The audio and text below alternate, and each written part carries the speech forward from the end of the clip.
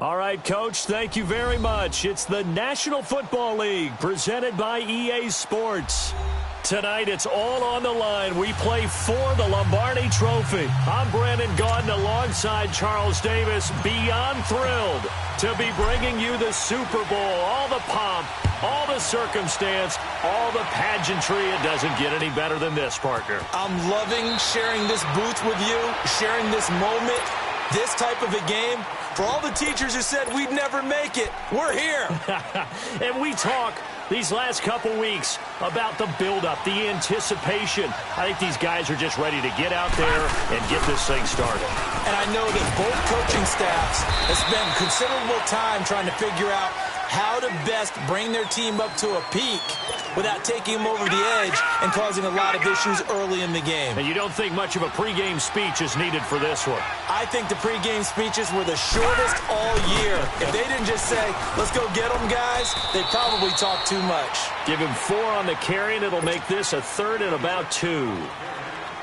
When you find that kind of yardage, you couldn't be more confident as a ball carrier. And guess what? You're going to go back and tell your offensive coordinator, I'd like to keep carrying it, thank you. They'll try and run for it with Bell. And he's going to have the first down as he's marked down just shy of the 20. They only get 2 there, but on 3rd and 1, that's all they needed to keep the drive going.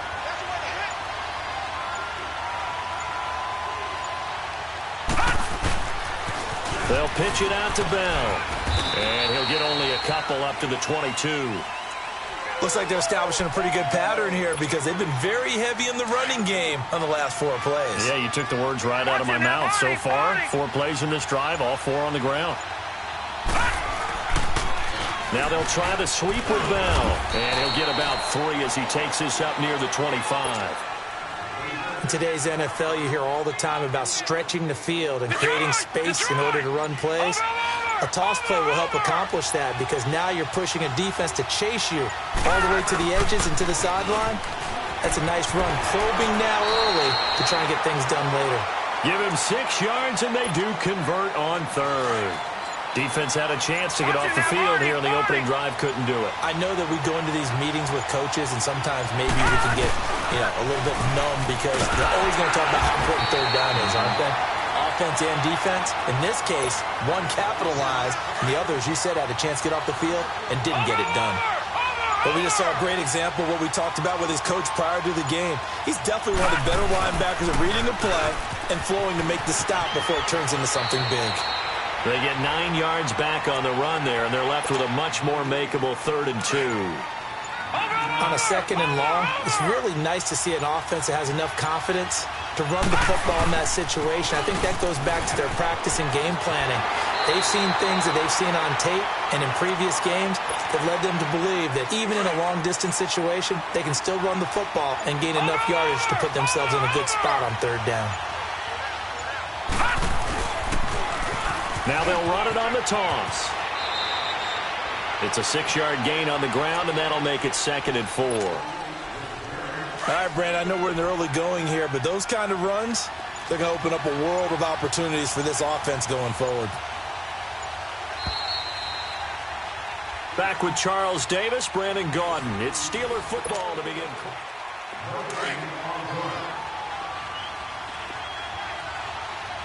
Watching that, Barney! Now they'll run it on the toss. Oh, he's got a little daylight. A 3-yard pickup on 2nd and 4. Now they'll need to convert here on 3rd and a little more than a yard. Brandon, all things considered, they have to feel pretty good about getting that type of a game considering the blitz that they just had against them. Now they'll run it on the toss. And some room to work. Only 3 there on the pickup, but that's enough to move the chains.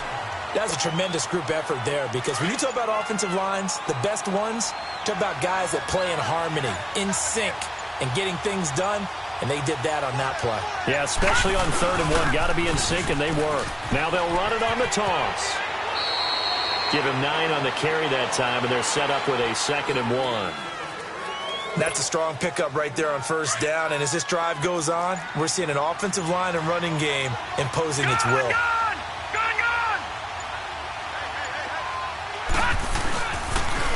Now they'll run it on the toss. And they'll lose a yard that time, and that's going to lead to a third down. We all have habits. We can be somewhat predictable, and you know me pretty well on second down and short. What I like to see. Play action. Yeah, without a doubt. I thought that was a great spot to call it. Instead, didn't go their way, did it? No, defense sold out for the run. Worked out well. A 3-yard gain and enough for the first down. Well, partner, what do you think? Might have been 4-down territory if they didn't pick it up, but... Yeah, it's a moot point now. I was curious, so if they didn't get it there, would they have gone for it? I guess we'll never know. Yeah, we didn't have to make that call, but I have a feeling both of us would have said, go for it. Officially no gain on the play, and it's second down. Nice job there defensively to clamp down because really they've been on their heels this drive. Agreed, and they really needed that one for confidence, just to feel a little bit better. But I don't know if I would be daunted by them stopping me on one run. This drive has gone pretty well. I could come right back at them. He's able to rattle off 6 on the carry, and that'll get him to 3rd and 4.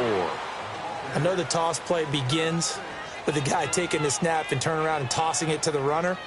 But where the real intrigue is, can they seal the edge, whether it's an offensive tackle or a tight end, in the direction they want to run the football?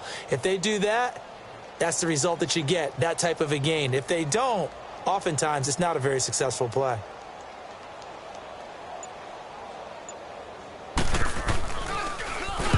And the punt team on now as this one's sent away. Yeah, he was looking for the checkup bounce, didn't get it. That scoots all the way into the end zone now for a touchback. Now the Steelers put a stop to the action with a timeout defensively. It's just their first, so they'll have 2 remaining here before we get to halftime.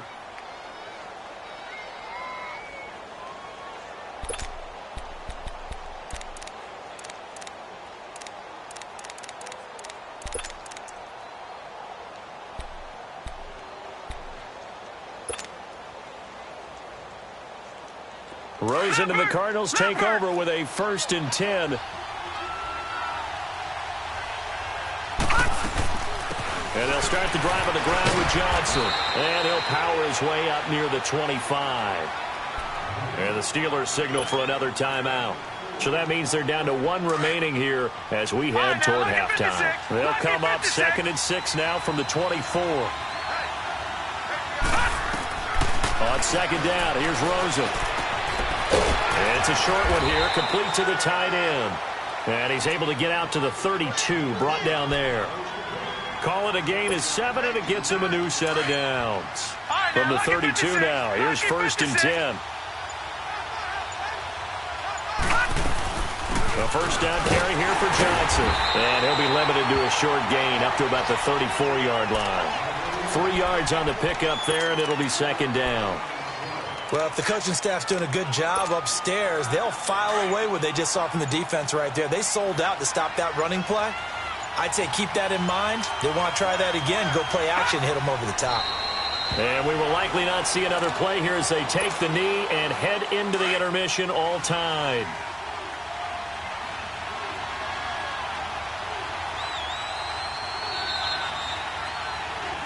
So we've reached halftime here in the 2020 Super Bowl, Super Bowl 54. As we send you up to Orlando to check in with Jonathan Coachman and our EA Sports Halftime Report.